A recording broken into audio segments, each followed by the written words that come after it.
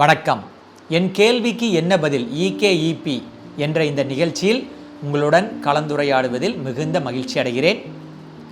உங்களுடைய ஒவ்வொரு கேள்விக்கும் நாங்கள் தகுந்த பதிலை அளித்து உங்களை திருப்திப்படுத்த முயல்கிறோம். அந்த வகையில் இன்று வாசகர் திரு நாராயணன் தூத்துக்குடியிலிருந்து அனுப்பியிருக்காரு. அசைவ உணவு வகைகளை பொதுவாக எடுத்துக்கொள்ளலாமா, இதில் ஏற்படும் சாதக பாதக அம்சங்கள் என்ன என்று கேட்டிருக்கிறார். இந்த அசைவ உணவு என்றாலே அதில் பல்வேறு விதமான கருத்து வேறுபாடு நிலவுது. சரி, அசைவ உணவினுடைய மிகப்பெரிய சொத்து என்னன்னு பார்த்தீங்கன்னா, மிகப்பெரிய பலம் என்னன்னா, இதில் நிறைய புரதச்சத்து இருக்குது, புரோட்டீன். இந்த புரதச்சத்து தான் நம்மளுடைய செல்களினுடைய வளர்ச்சிக்கு உதவுது. ஸோ ஒருத்தர் ஆரோக்கியமாக இருக்கணும், நம்மளுக்கு நோய் எதிர்ப்பு சக்தியோடு இருக்கணும், நல்ல ஒரு மசில் பல்கோடு இருக்கணும், உடல் ஆரோக்கியத்தோடு இருக்கணும்னா கண்டிப்பாக நிச்சயம் பார்த்திங்கன்னா அதுக்கு புரதச்சத்து தேவை. இந்த புரதச்சத்தை நம்மளுக்கு அள்ளித்தருவதில் இந்த அசைவ உணவு மிக முக்கியமான பங்கு வகிக்கிறது. அதே சமயத்தில் அசைவ உணவில் அதற்கு ஈடாக கொழுப்பு சத்தும் நிறைய உள்ளது.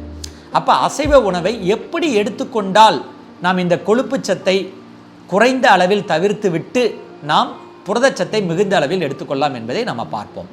சரி, அசைவ சத்தில் நிறையா இருக்குது. என்னென்ன அசைவ உணவுகளில்? ஒன்று பீஃப், அதாவது மாட்டுக்கறி, அதுக்கப்புறம் போர்க் பன்றிக்கறி, மட்டன் ஆட்டுக்கறி, சிக்கன் கோழிக்கறி, மீன், இப்படி இருக்குது. சரியா? இதில் ஒவ்வொன்றா பார்ப்போம். மாட்டுக்கறியிலையும் பன்றிக்கறியிலையும் பார்த்திங்கன்னா கொழுப்பு சத்துக்கள் நிறைய உள்ளது. அதனால் என்ன டிஸ்அட்வான்டேஜ்னால், அதை நிறைய சாப்பிடும் பொழுது உங்கள் இரத்தத்தில் கொழுப்பு சத்துக்கள் ஏற அதிகம் வாய்ப்பு. அதனால் இருதயத்தினுடைய இரத்த குழாய்களாம் அடைபட்டு உங்களுக்கு ஹார்ட் அட்டாக் வருவதற்கான வாய்ப்புகளும், அதில் கேலரி சத்து ஓவராலாக அதிகமாக இருக்கிறதுனால வெயிட் போடுவதற்கான வாய்ப்புகளும் இந்த மாட்டுக்கறியிலையும் பன்றிக்கறியிலையும் இருக்குது. பட் மிதமான அளவில் இதை சாப்பிடும் பொழுது, எண்ணெயில் போட்டு வறுக்காத பொழுது இதை சாப்பிடலாம். குறிப்பாக பார்த்திங்கன்னா இளம் வயது உடையவர்கள் நிச்சயம் சாப்பிடலாம். ஆனால் 40 வயதுக்கு மேற்பட்டுள்ளவர்கள், ஏற்கனவே கொழுப்பு சத்துக்காக நீங்கள் மாத்திரைகளை எடுத்துக்கொண்டிருக்கீங்க, அல்லது ஏற்கனவே உங்களுக்கு இருதய வியாதி, பல்வேறு வியாதிகள் உள்ளவர்கள் மாட்டுக்கறியும் பன்றிக்கறியும் தவிர்ப்பது நல்லது.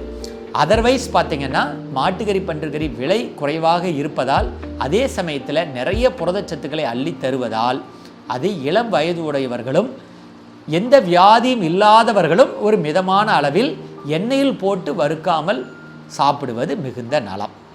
சரி, வாட் அபவுட் ஆட்டுக்கறி? மட்டன்லேயும் அதே மாதிரி தான்.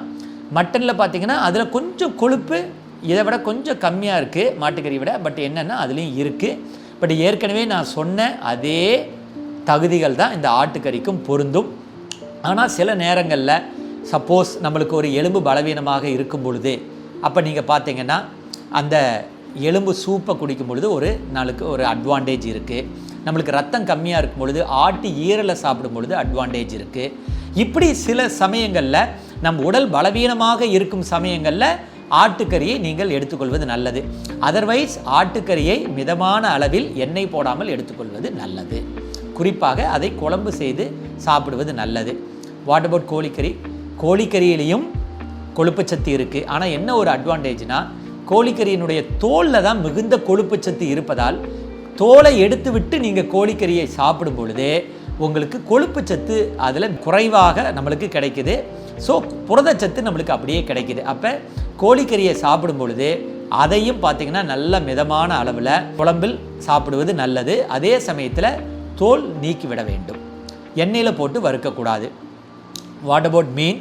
மீனில் அதிகப்படியான புரதச்சத்துக்கள் நிறைய, இருதயத்திற்கு ஆரோக்கியமான நிறைய இந்த ஃபேட்டி ஆசிட்லாம் நிறைய இருக்குது. ஸோ எல்லா வகையிலுமே மீன்கள் அசைவ உணவுகளில் மிகச்சிறந்தது. இதையும் எண்ணெயில் போட்டு வறுக்காமல் இருப்பது நல்லது.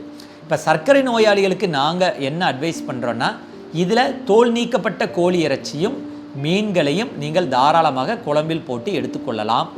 ஆனால் இப்போ நீங்கள் இட்லியோ சாப்பாடோ சாப்பிடும் பொழுது, நீங்கள் வெஜிடேரியன் சாம்பாருக்கு என்ன இட்லியினுடைய அளவை எடுத்திருக்கீங்களோ அதுக்கு தகுந்த மாதிரி தான் டாக்டர் மருந்து தந்திருப்பாங்க. திடீர்னு நீங்கள் நான்வெஜ் கிரேவி சாப்பிடும் பொழுது டேஸ்டின் காரணமாக இட்லியோ சாதத்தினுடைய அளவோ அதிகமாகும் பொழுது அப்போ என்ன ஆகுது, உங்களுக்கு அந்த சர்க்கரையினுடைய அளவு அதிகமாகிறது. இந்த நான்வெஜ்னால சர்க்கரையின் அளவு அதிகமாகுது. ஏன்னா நான்வெஜ்ஜில் சர்க்கரை 1% அல்லது 0% தான். பட் நான்வெஜ் பேரை சொல்லிட்டு நம்ம இட்லியினுடைய அளவையோ தோசையினுடைய அளவையோ சாப்பாட்டினுடைய அளவையோ கூடுதலாக எடுக்கும் பொழுது அங்கே தான் உங்களுக்கு சர்க்கரை ஏறுகிறது. இது மிக முக்கியமான விஷயம். இதையும் எண்ணெயில் போடாமல் குழம்பில் செய்து சாப்பிடுவது நல்லது. ஸோ உங்களுக்கு ஓரளவுக்கு இந்த அசைவ உணவுகளை பற்றி உங்களுக்கு புரிந்திருக்கும் என்று நினைக்கிறேன். நன்றி.